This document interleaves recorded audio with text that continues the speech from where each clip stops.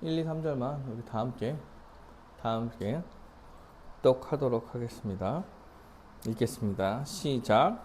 야곱이 눈을 들어 보니 산사가 400명의 장정을 거느리고 오고 있는지라. 그의 자식들이 나누어 레아와 라헬과 두 여종에게 맡기고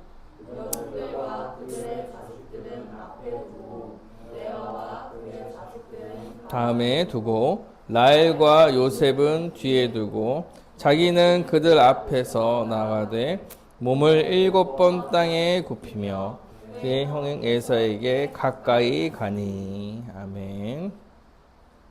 네. 창세기 강의를 좀 하고 있습니다. 33장을 강의하고 있고요. 이제 구속사적 시각에 따라서 좀 설교를 좀 하고 있습니다. 이제 지난주에 이제 야곱이 밧단함을 이제 떠나게 됐죠. 라반이랑 이제 서로 해하지 않기로 약속하고 이제 떠나서 다시 가나안 땅으로 들어가기 전에 이제 야곱이 담대하게 이제 고향으로 향해야 하는데 라반 일은 다 정리하고 이제 담대하게 고향으로 향해야 하는 그 길 가운데서 야곱이 약간 담대하지 못하고 여호와께서 그에게 담대하라 말씀하는 약간 그러한 말씀을 좀 봤습니다. 가나안으로 들어가기 전에 이제 마하나임 군대 천사의 군대를 보여주시면서 힘을 내라. 응? 내가 너와 함께 군대로 있다 이런 것을 보여줬는데도 불구하고 가나안에 들어가는 게 좀 겁나했죠. 왜냐면 에서와 아버지를 속이고 도망쳐 나온 거기 때문에 다시 그곳에 들어가려니까 겁이 난 거죠. 그래서 사신을 보내서 먼저 이렇게 좀 얘기를 해봤는데 에서가 400명의 장정들을 데리고 출발했다는 소식을 들으니까 혹시나 자기를 죽일까 하여서 자기 진영을 두 때로 나누고 앞으로 한 때를 보내서 그 사람들이 공격받으면 도망가겠다 이렇게 생각하고 나서 두 때로 나누고 기도를 하죠. 기도를 참 잘해요. 하나님에 대해서 하나님께서 이루신 언약에 대해서 막 얘기한 다음에 결국 나를 살려달라 이러한 기도를 하게 되고 여호와 하나님께서 그 기도에도 명확하게 응답해 주십니다. 내가 너의 자식들을 정말 하늘 별과 같이 빛나게 할 거다, 많게 할 거다 이렇게 약속해 주시고 이 얘기는 너는 죽이지 않겠다, 너를 살릴 거다 이런 약속을 하신 건데 그럼에도 불구하고 그 약속을 듣고도 자기 고집을 좀 꺾지 못하고 이제 어떻게 하면 살까라는 방법을 좀 쓰죠. 그래서 550이나 되는 가축을 550마리나 되는 가축을 줄 세워서 쭉 가면서 앞에서부터 이거 다 에서 겁니다. 이것도 에서 겁니다. 이것도 에서 겁니다. 야곱이 주는 겁니다. 라고 서서히 이제 마음을 풀어가려고 하고 있죠. 그렇게 자기만의 방법을 사용하고 있는 그 야곱에게 여호와 하나님께서 나타나셔서 그 고집을 꺾으라고 하셔서 허벅지의 관절뼈를 어긋나게 하시고 이제 그의 이름을 물으실 때에 야곱은 깨닫게 되는 거지. 자기 이름이 경쟁하고 싸우고 속이는 자구나. 그리고 여호와께서 그 이름을 바꿔주시면서 존재를 바꿔주시는 거예요. 여호와께서 승리하셨다. 그래서 너와 함께 있는 그 여호와께서 승리하시니 이제 고집을 그만 부리고 경쟁을 그만하고 속임을 그만하고 나에게 기대어서 전적으로 기대어 승리하시는 하나님과 함께 해라 라는 것을 사실 여호와 하나님께서 알려주신 거예요. 자신의 고집과 아집을 버리고 두려움을 내려놓고 여호와 하나님께 기대어 살아라. 이것이 지금 우리의 삶도 여기에 좀 많이 연결돼 있다고 말씀드렸어요. 우리도 역시 우리의 방식과 우리의 고집과 우리가 생각했던 내 생각, 내 고집, 내가 내 삶이라고 얘기했던 모든 것을 좀 버리고 여호와 하나님께 순종하여서 말씀에 순종하고 세상에 어떠한 것이 우리에게 평안과 안식을 가져다 주지 못한다는 사실을 기억하고 여호와 하나님께 기대어 살아야 한다. 이런 얘기를 지난주에 나눴습니다. 오늘은 33장인데요. 사실 지난주 말씀과 아주 긴밀히 연관되어 있고 사실 32장과 33장은 같이 이렇게 설교했어야 맞는 건데 너무 길어질까봐 32장으로 좀 잘라서 설교를 했는데 그러고 보니까 33장이 조금 짧아지는 느낌과 함께 내용도 약간 비슷해요. 내용도 비슷한 면이 있어요. 내용이 비슷하진 않아요. 내용 완전 다른데 의미가 좀 비슷해요. 전체로 봐야 돼서 그래도 좀 지난주 본문에 이어서 오늘 본문을 좀 살펴보도록 하겠습니다. 네. 1, 2, 3절에 보면 그죠, 야곱이 눈을 들어서 보니 에서가 400명의 장정을 거느리고 오고 있는지라. 이제 에서를 맞대하게 된 겁니다. 그런데 야곱의 태도가 지난 32장과는 약간 다른 태도를 보이는 것 같아요.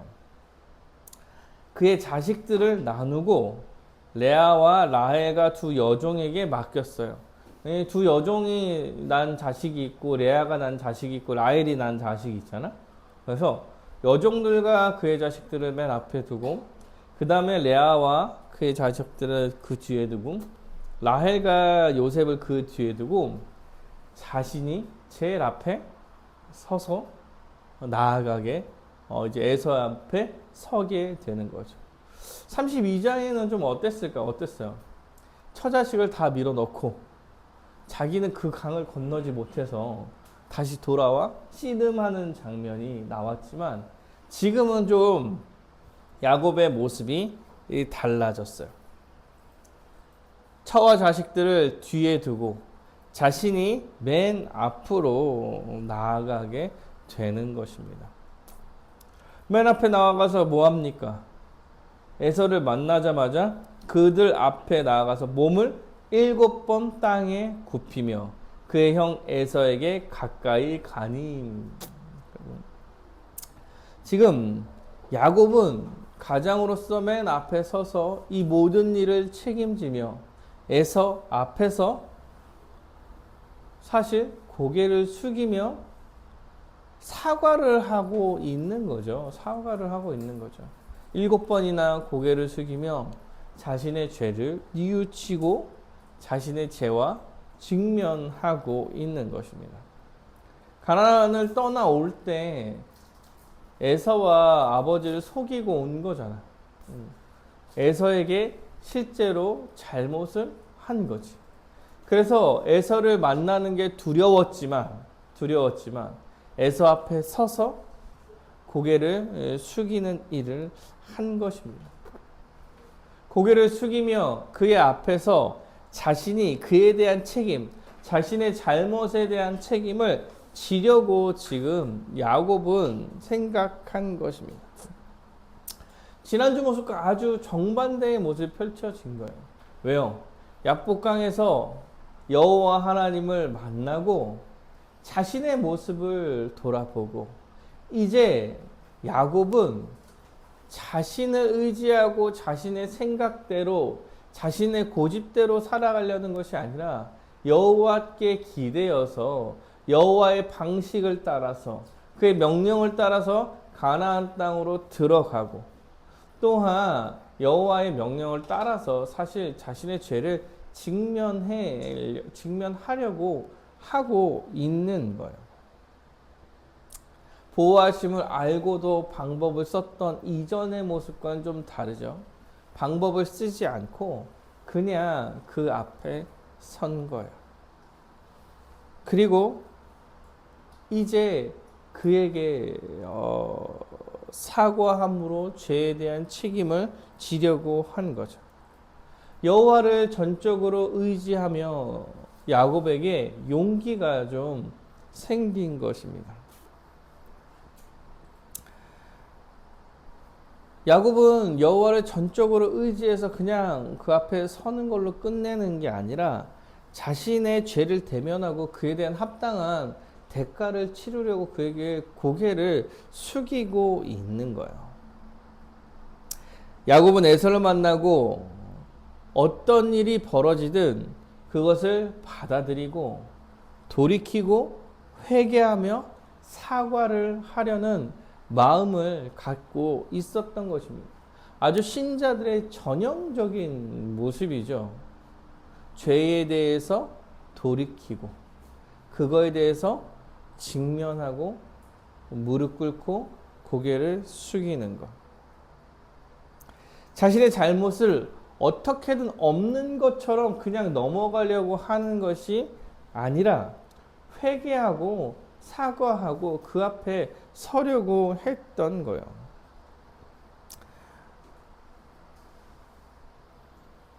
야곱은 여호와 하나님을 만나면서 이렇게 변화된 모습을 보이고 있는 것입니다.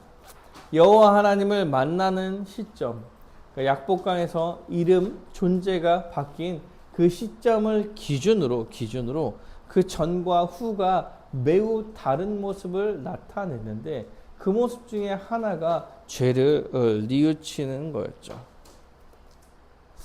사랑하는 여러분, 야곱이 전과 후의 모습이 매우 달라요. 존재가 변화되고, 왜냐면 이름이 바뀌었잖아요.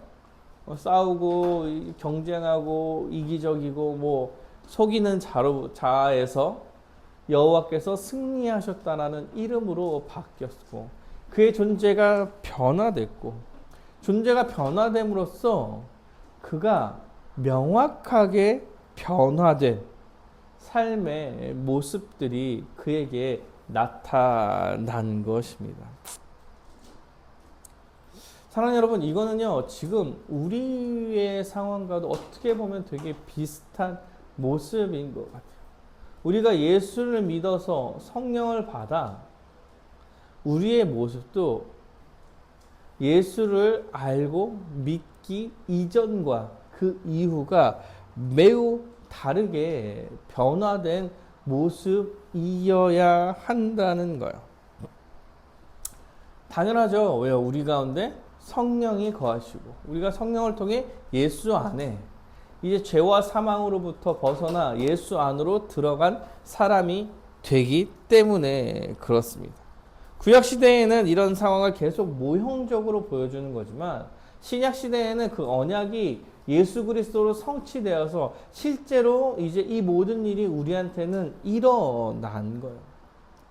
예수를 믿는다는 거, 여호와 하나님의 하나님 나라의 백성이 되었다는 것은 사실 드라마틱한 변화가 우리 가운데 생긴 것을 의미합니다.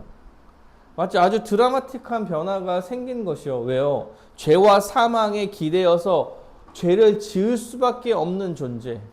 거기서 벗어날 수 없는 아주 비참한 존재에서 이제 예수 그리스도를 믿음으로 새로운 의의 길이 열리고 이제 하나님 나라의 백성, 의롭다 여김받을 자가 되는 상황이 열린 거잖아요.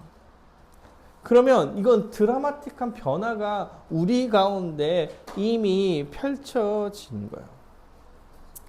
그래서 예수를 믿는다는 것은 사실 누구에게나 그런 드라마틱한 변화의 모습이 나타나게 되어 있습니다. 신자의 모습으로, 변화된 모습으로 사실 살아내느냐 아니냐 이런 문제를 말하는 것은 아니에요. 사실은 태도를 말하는 것과 같습니다. 태도를 삶의 태도에 대한 것은 완전히 이전과 이후가 완전히 변화된 삶을 살게 되는 거예요. 맞죠? 예수 그리스도의 십자가의 복음을 알고 동의하고 신뢰한다면 야곱과 같이 여호와 하나님 예수 그리스도를 의지하면서 살아가고 그의 법칙 안에서 살아가며 그의 법칙에 순종하면서 살겠다고 다짐하고 들어가는 건데, 그리고 성령님께서 그렇게 살게 해주시는 건데, 이전에 주를 알기 전에 우리가 살았던 모습 그대로의 모습을 살게 된다면 힘들고 어렵고 마음이 좀 죄 가운데 사는 거니까 양심이 나를 가만두게 하지 않을 거예요. 살아온 습관이라는 것은 한순간에 변하지 않지만 내 태도와 방향성은 명확하게 변하게 되는 것입니다. 그래서 남들이 보기에 이 사람의 변화가 드라마틱하지 않아서 못 깨달을 수 있지만 본인은 알아요. 본인은 이전의 삶과 이후의 삶이 명확하게 다르다는 것. 이게 복음을 알게 된 사람들이 명확하게 좀 그런 모습이 보이게 되죠. 여러분도 뭐 그런 경험을 하셨을지 모르겠어요. 복음을 명확하게 알게 되면 마음이 그냥 가만히 있지 못하죠. 못해요. 이 복음의 삶에 복음이라는 것을 알게 되면 이제부터 그 예수 그리스도의 그 은혜와 주님께서 주신 그 은혜와 또한 이전까지 그것을 알지 못하며 살아왔던 내 비참한 모습, 이런 것을 깨닫게 되고 주님께 순종하면서 살아야겠다는 마음을 갖게 되는 거예요. 뭐 그렇다고 막 확확 변하지 않을 수 있어요.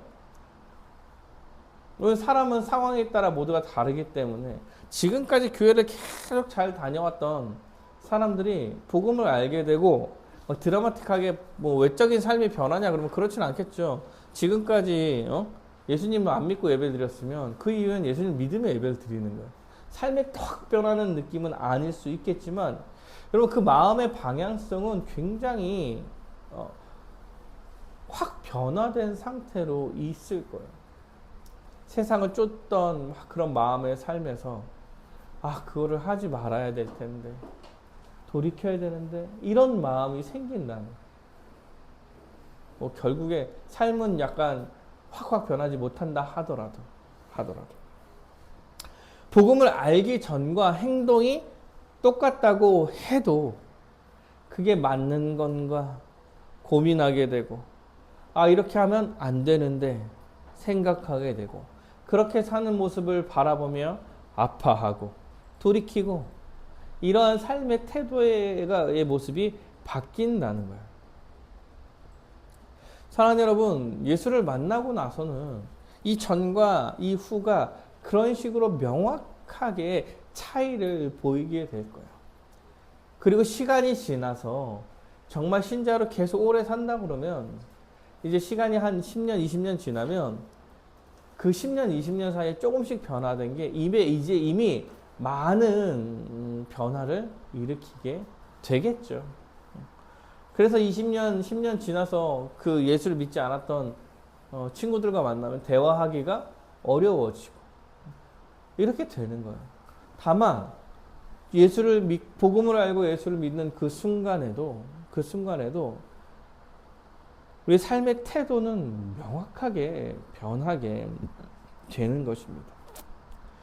사랑하는 여러분, 그래서 본인의 신앙은 사실 본인이 제일 잘 알아요. 다른 사람이 이렇게 바라보면서 아는 것보다 믿음이라는 건 보이지 않는 거기 때문에 본인이 가장 잘 알 거예요. 내가 예수 그리스도 중심적으로 살려고 생각하고 고민하고 여러 가지 가치들이 부딪힐 때 정말 난 신자인가라는 생각을 해가면서 어떻게든 싸워가려고 하느냐. 그리고 지고 이기고 막 또 예전처럼 살고 하긴 하겠지만 그런 삶 이전의 삶들이 아무렇지도 않게 나에게 그냥 들어와서 그냥 똑같이 살아내느냐. 이거는 아주 다른 느낌인 것입니다. 지금 야곱도 야복강에서 여호와 하나님을 만나고 나서 그의 삶의 태도가 완전히 변화된 거예요. 변화됩니다. 그래서 우리도 믿음, 예수님을 믿습니다라고 할 때, 믿음이란 걸 생각할 때 자신을 잘 돌아봐야 할 것입니다. 정말 주님을 의지하면서 살아가려고 하는지, 아니면 내가 주인이어서 주님이 필요한 것처럼 살려는지 지금 고민하며 나아가야 될 때인 것 같습니다. 드디어 이제 야곱은 에서와 만났죠.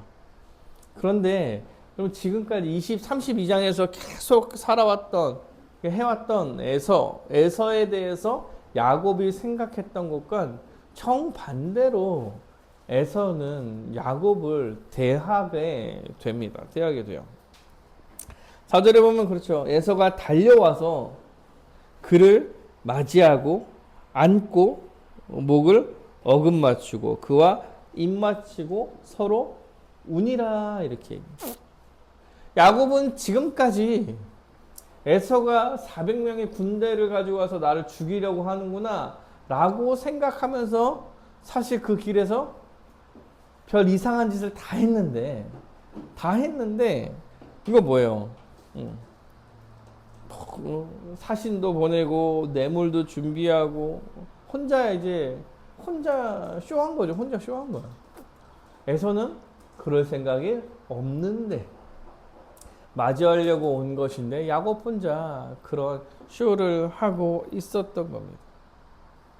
에서는 반갑게 야곱을 맞아줍니다. 나를 속이고 갔지만 동생이잖아요. 동생. 20년 동안 못 봤던 그 동생의 얼굴을 본 거라 기쁘게 맞아주는 거예요. 그 동생이 혼자 온 게 아니잖아요. 가족들이 보이는 거예요. 물어보게 되는 거죠. 눈을 들어서 여인들과 자식들 보고 묻되 너와 함께한 이들은 누구냐? 이렇게 얘기하죠. 야곱이 얘기합니다. 하나님이 주의 종에게 은혜로 주신 자식들입니다. 그래서 이제 자식들과 이제 종들이 나와서 아내들이 나와서 이제 에서에게 인사하죠.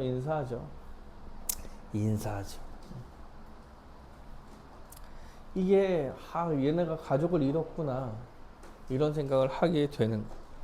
그리고 나서 야곱은 에서는 또 야곱에게 또 묻습니다. 야, 지금 올 때 가축 떼들을 봤는데 이건 뭐냐 이렇게 묻는 거예요. 사실 그 야곱이 약복강에서 여호와 하나님을 만났지만 자기 생각대로 일을 진행한 거예요. 어떻게 보면 진행한 거죠. 그래서 사실은 그런 꾀를 내고 진행하고 이런 것 자체가 문제가 아니라 여호와를 의지하지 않았다는 게 문제인 거예요. 문제. 그래서 그냥 원래 보내는 대로 가축들은 그냥 순서대로 보낸 거죠. 야곱은 순서대로 오는 가축들을 만난 거고, 이게 에서는 만난 거고, 에서는 이 가축들이 야곱이 자기 준 거라는 얘기를 사람들한테 이렇게 들으면서 여기까지 온 거겠죠. 그래서 야곱한테 물어보는 거예요. 이 가축들은 뭐냐? 근데 에서가 이야기하죠. 야곱이 이야기하죠. 당신에게 야곱이 이르되 내 주께 은혜를 입으려 함이 니다 이렇게 얘기해요. 이건 야곱이 에서에게 은혜를 입기 위하여 드리는 선물입니다 라고 말하고 있는 거죠. 야곱이 에서에게 은혜를 입는 것은 자신의 잘못에 대한 용서를 구하고 있는 거죠. 회개에 대한 표현을 한 것입니다. 에서는 거절하죠. 너가 가져라. 내가 갖고 있는 것으로도 충분하다. 이거 사과를 안 받겠다는 얘기가 아니라 굳이 이렇게까지 할 필요가 없다 이렇게 이야기하지만 야곱은 끝까지 받기를 원하고 이것을 받게 하는 거예요.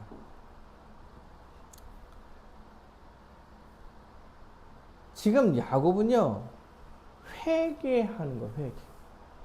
그 선물은 아마 회개에 대한 대가였을 것입니다. 선생님은 성경적으로 우리가 용서를 구할 때 미안합니다 이렇게 얘기하면 끝이라고 이야기하지 않아요. 잘못을 하고 죄를 졌을 땐 대가를 치러내는 거예요. 회개하고 돌이키고 피해를 준 만큼의 대가를 치러내야 된다고 얘기합니다. 그래서 여러분 율법에서 보면 남에게 피해를 입혔을 때는 그 피해를 갚고 5분의 1을 더하여 갚으라고 얘기를 해요. 그러니까 피해 보상을 하라는 얘기, 피해 보상을. 사과만 하는 게 아니라 우리가 회개했다고 이야기할 때는 미안해 라고 끝내는 것이 아니라 피해를 준 것에 대해서 더 보상을 하며 용서를 구하라고 이야기하는 거예요. 하나님이 나를 용서하셨어요. 그걸로 끝이 아니라는 얘기를 하는 거예요. 기독교인은.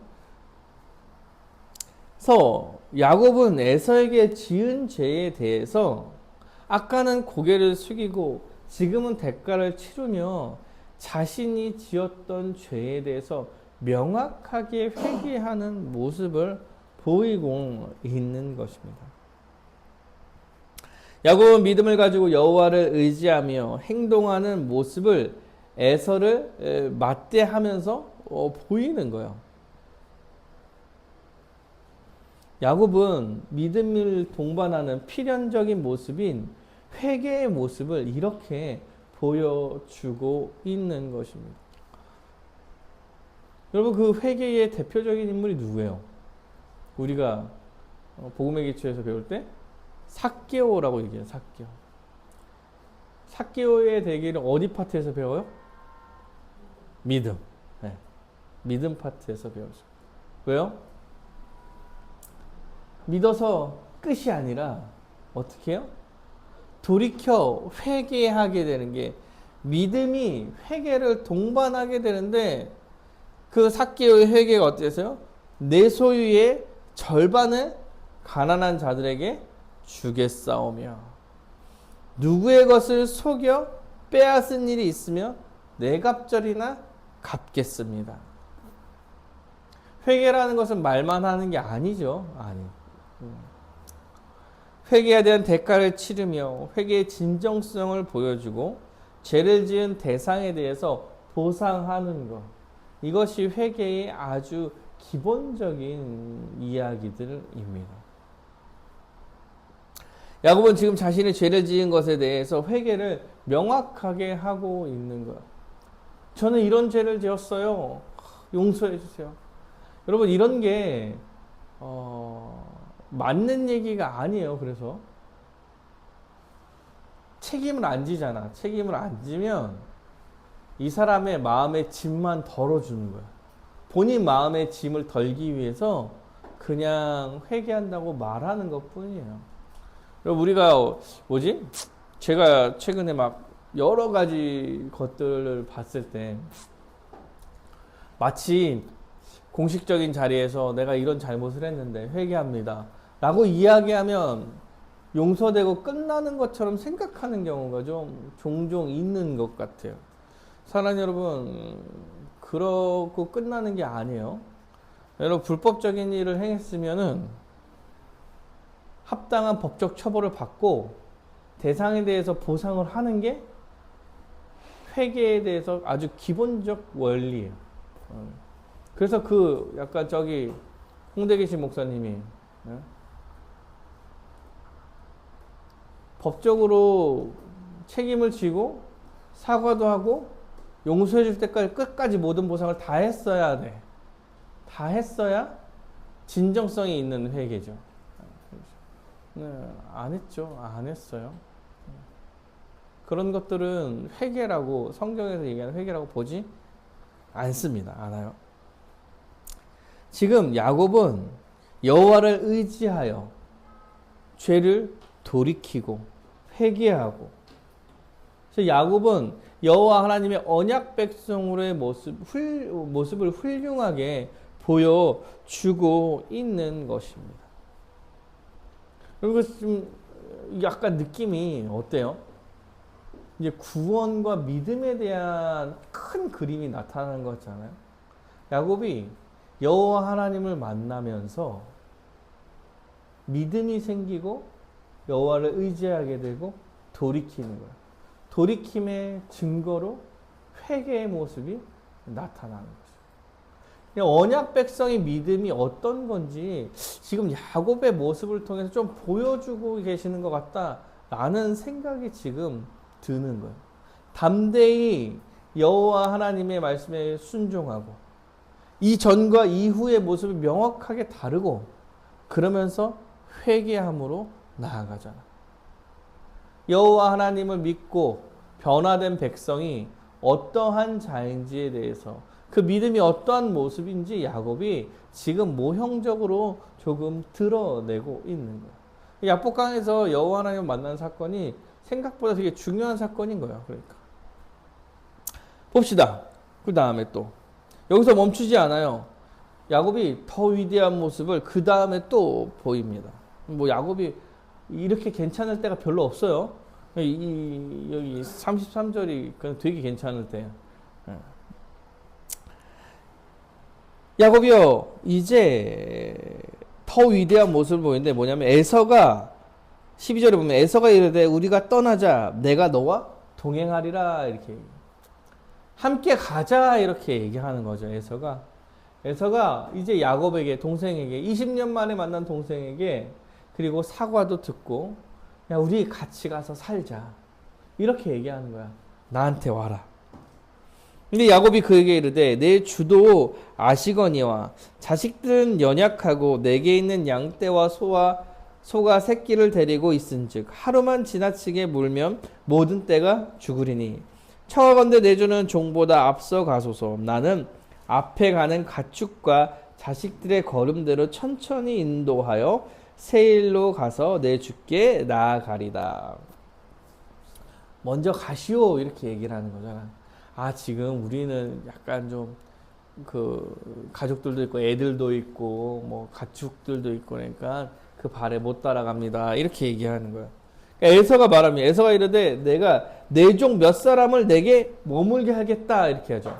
에서가 내 종 몇 사람을 내게 머물게 할 테니까 그러면 이제 머물게 할 테니까 걔네들 같이 해서 이리에서 와라 이렇게 얘기하는 거예요. 야곱이 이르되 어찌하여 그리하리까 나로 내 주께 은혜를 얻게 하소서 하매 그렇게 하지 말라고 얘기하는 거죠. 이 정도 되면 뭐예요? 야곱이 뭐라고 얘기하는 거야?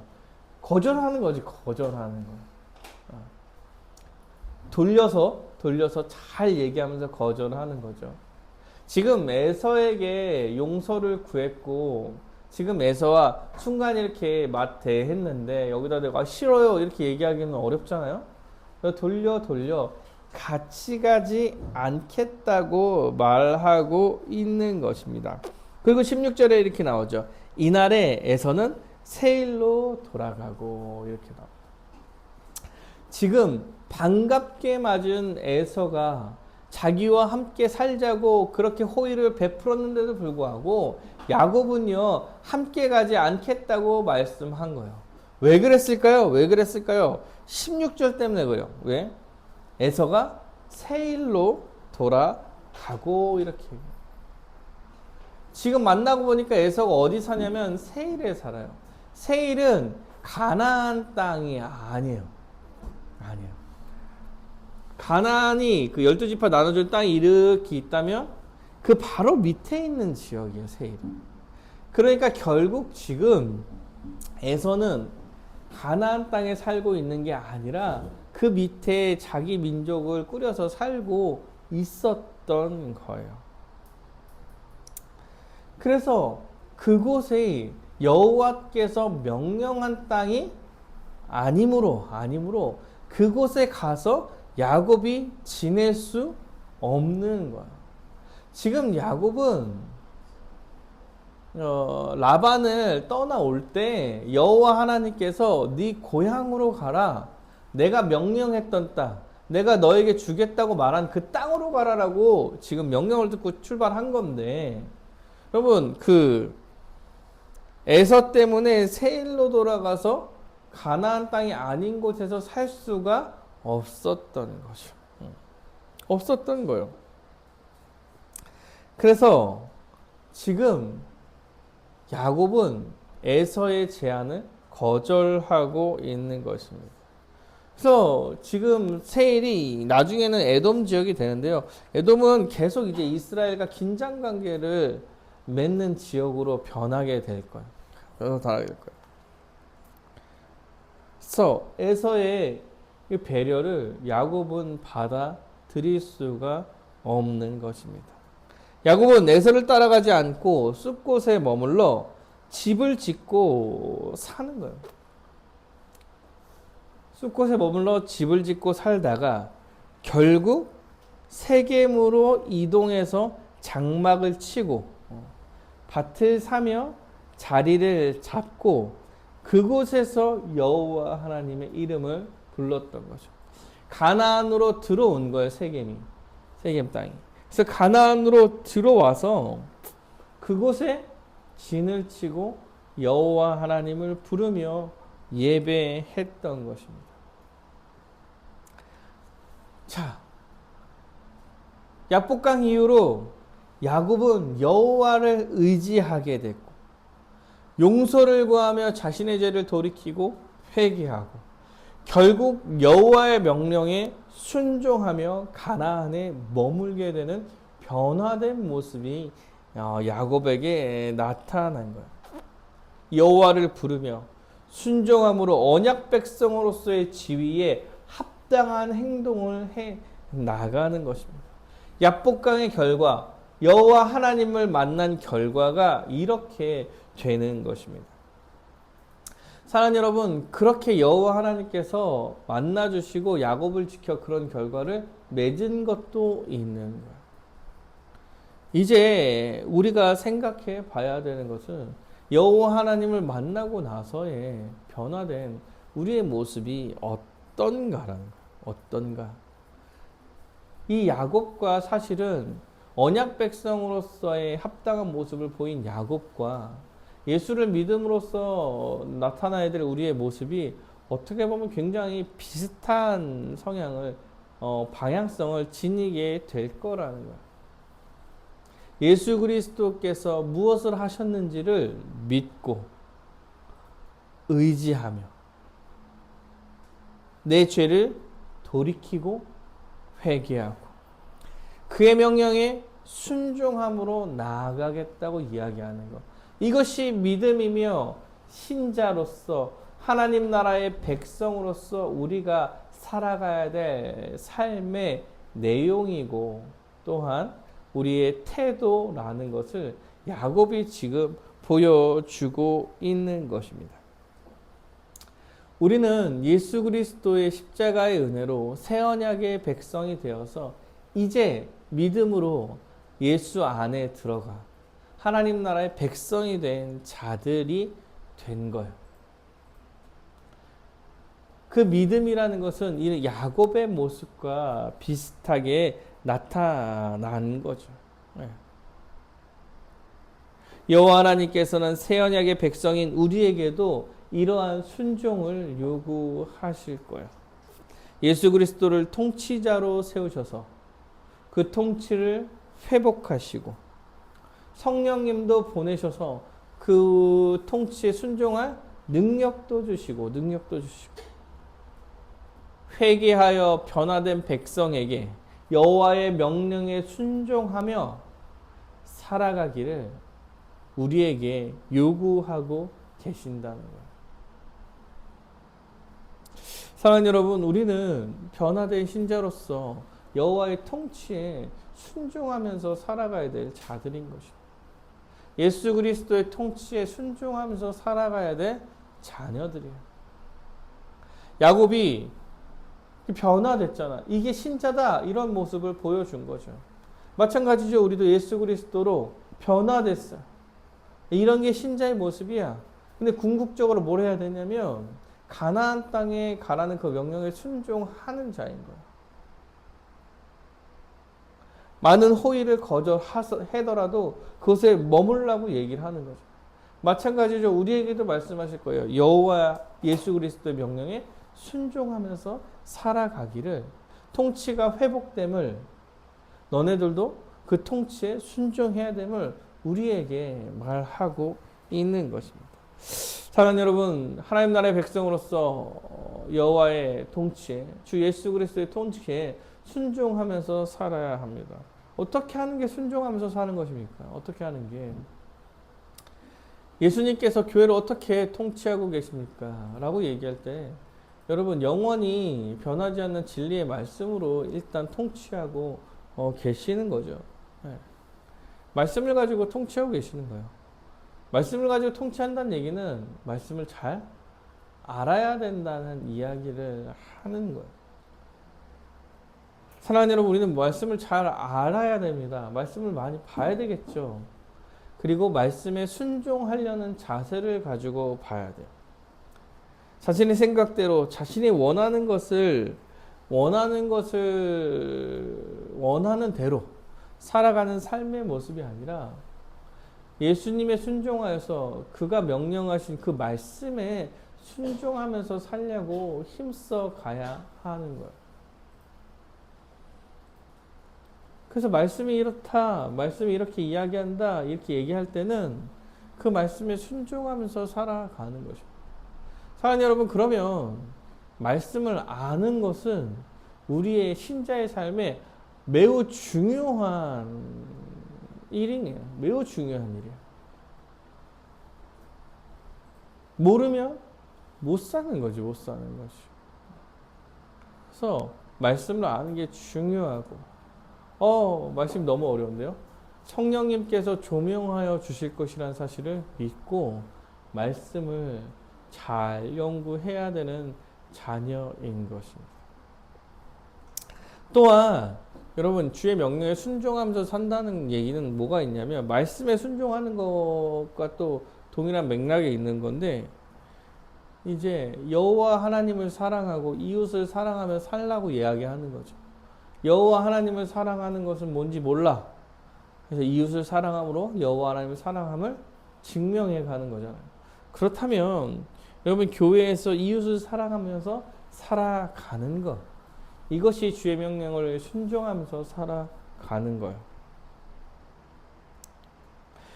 순종하는 구체적인 삶의 모습이 지난주에 말씀드렸지만 교회로 이웃을 위해서 서로를 위해서 서로의 성도를 위해서 살아가는 것입니다.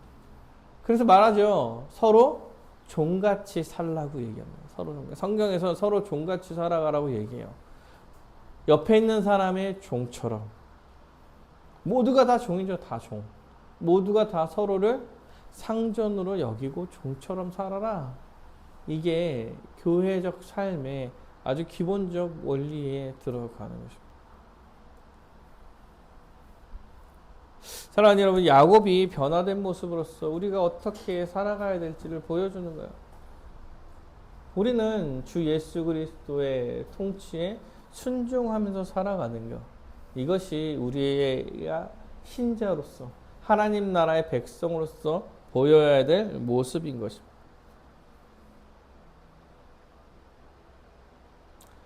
주일 끝나면 서로에 대해 관심이 별로 없죠. 기억을 잘 안 하게 되고 내일이 바쁘죠. 바빠요. 그럼에도 불구하고 그럴 때에도 서로를 위하고 서로를 기억하고 기도하기를 여호와께서 바라는 거예요. 생활을 함께 하기를 바라는 거예요. 여러분 이러한 측면에서 우리 신앙의 선배들이 그렇게 수요일에도 모이고 금요일에도 모이고 새벽에도 모이고 이렇게 해왔던 거예요. 서로의 얼굴을 보고 삶을 나누고 생활을 함께하는 노력을 해 가기 위해서 그런 것입니다. 사랑하는 여러분, 좀 더 서로에게 관심을 가졌으면 좋겠네요. 서로를 사랑했으면 좋겠네요. 그리고 요즘 같은 게 기회죠, 기회예요. 우리 교회는 기회예요, 기회. 왜? 교회를 생각해야 될 것들이 있잖아요. 뭐가 있어요? 불나서 없어진 것에 뭐 이런 것도 구해야 되고 이러면서 교회를 생각하고 서로를 생각하고 이럴 하나의 기회다, 기회. 뭘 사놓는 게 중요한 게 아니라 그것이 기회가 돼서 서로에게 서로를 기억하고 교회를 기억하고 기도하고 해 나갈 수 있잖아요. 예. 좀 더 서로를 위하고 기억하며 살아가는 여러분이 되시기를 간절히 바라겠습니다.